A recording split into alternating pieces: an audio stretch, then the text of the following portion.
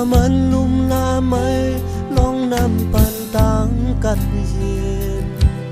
ปันสายก็ลักหักยินสมซอมสู่ยามมือสู่เสือกิ่งมือเขายามลมแรงพัดเข้าใส่สู่ไหลควันไว้กังแลดเหมือนไฟ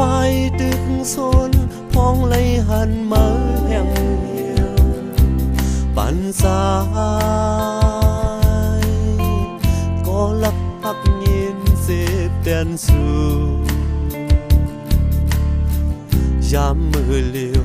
ปานนำถึงก็อยู่สามสี่ลุมลายาวไปปานแหง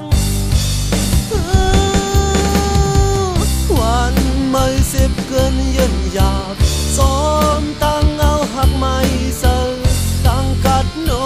บอกว่าอับหาย